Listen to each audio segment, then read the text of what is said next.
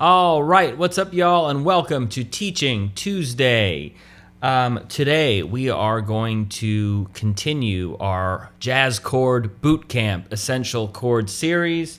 Last week, we did basically 7 chords with the root on the 6th string. So the basic 4-note voicings that you kind of need to know to get through most tunes.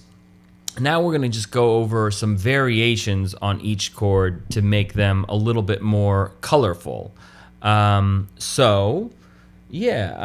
start with our first chord here. So we have G major 7. So if you didn't watch that video, just get acquainted with those chords first, because these are all going to be variations on those chords. So like I said last time, we have the 5th in the melody here, so that's a D. The 5th is not the most colorful melody note, so what we can do here is just take it up to a 6th. So we're just going to take the note on the 2nd string and bring it up to the 5th fret to an E. And the 6th, it's really going to be a 13th because we already have a 7th and the 6th is above the 7th. So that's a major 13. And that's already like a lot more colorful, right? Okay, and now while our pinky is here, you'll notice it's really easy just to grab this A, so the 5th fret on the 1st string, because it's just a quick bar from there. So that gives us basically it's still kind of a G major 7 or a G major 13, but we have a 9 on the in the melody there, which is really nice.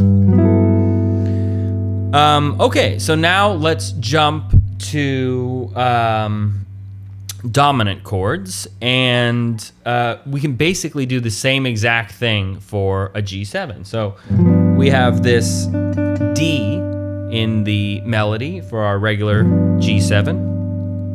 So we're going to take that G, move it up to an E, and then that's a really nice voicing. It's a G13, great voicing, and then we can do the exact same thing. We can add the A on top there. So it's a G13, but with a 9 on the top there. Super nice. Okay, cool. So now, I want to actually add one more kind of alteration. These are going to be kind of like a alteration. So you don't want to use these for, like, if you're reading a chart and it just says G major 7, you don't want to use these. These are it's a separate kind of chord. So this is going to be a G major 7 sharp 11. Okay, so it's going to look like this. So we're basically moving that D here down to a C sharp. So again, you don't want to just, use this if it says G major 7. The other ones you kind of can just substitute any G major 7 for, but this is kind of its own chord. It's a G major 7 sharp 11. The fingering is a little different too here, but we have G, F sharp, B, and C sharp. Okay, and then likewise, we can lower the 7th. We can lower this F sharp to an F, and we have a G7 sharp 11, which is a really nice voicing. Again, you don't want to just use it anytime it says G7. You have to be careful with these chords. You basically want to just use that if it says G major 7 sharp 11. Okay, so let's jump now to minor. Remember, we're like moving one note for each chord, right? So now we're going to take our 3rd and move it down a fret. So we have minor. So our initial chord was this G minor 7. Okay, so a couple things we can do here. We don't want to add a 13, so we're not going to do that. But we can just keep this chord and grab the 9th on the top.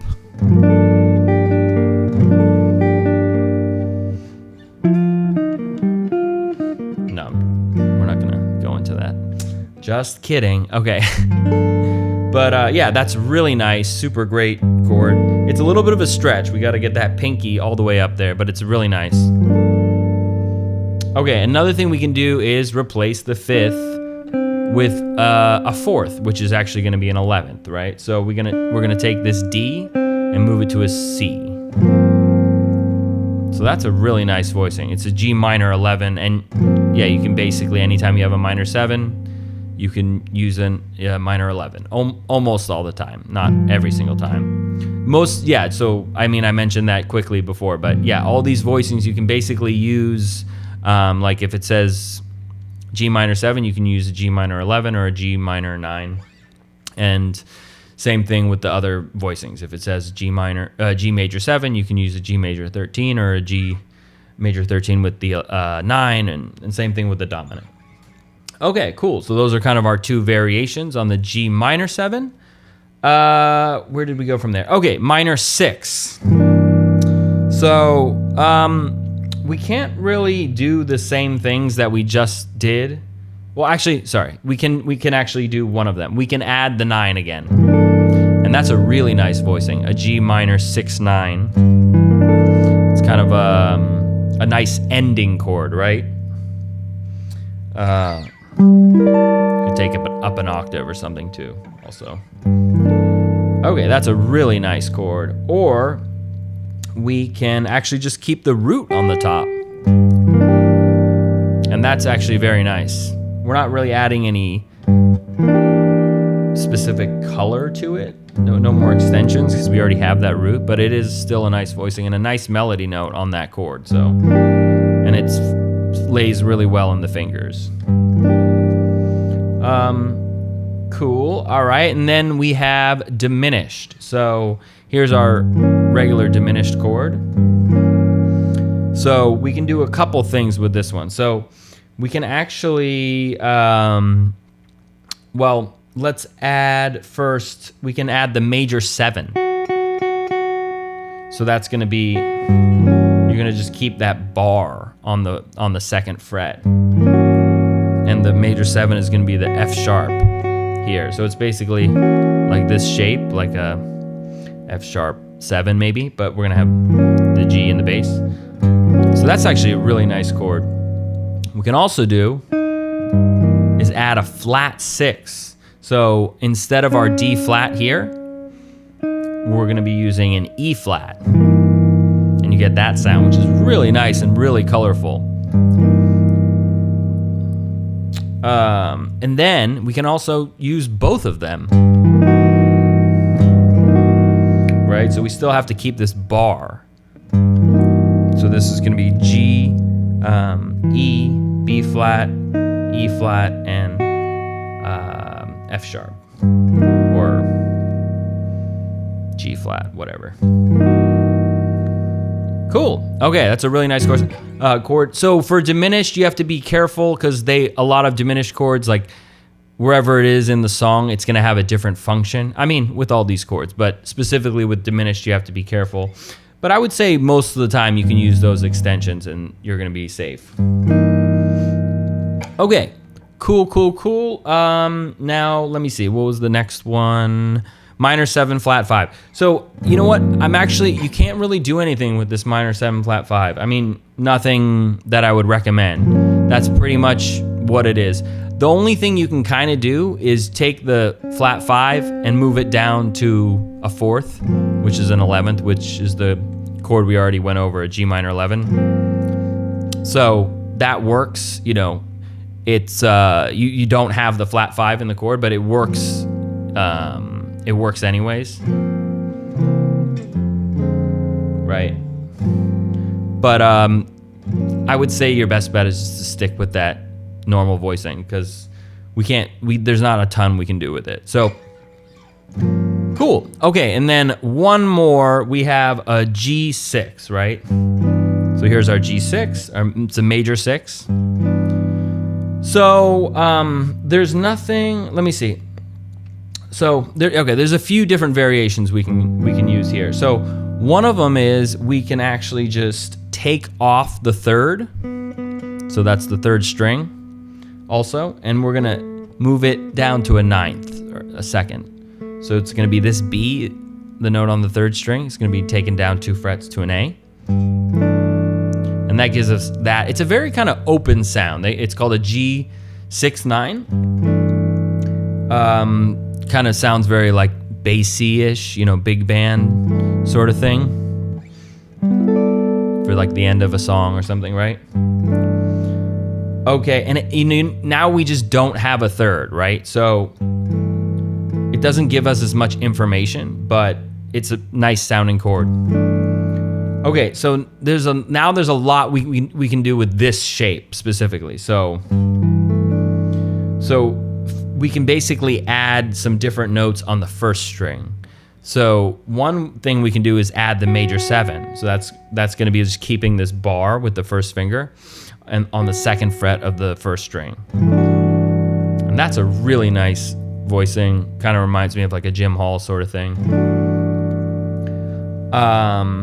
Okay, and then we can also just take that note, move it up a fret, and we have the root,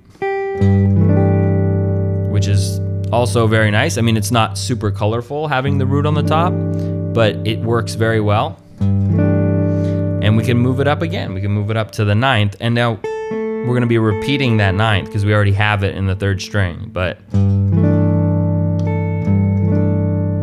we can do that, and it sounds really nice.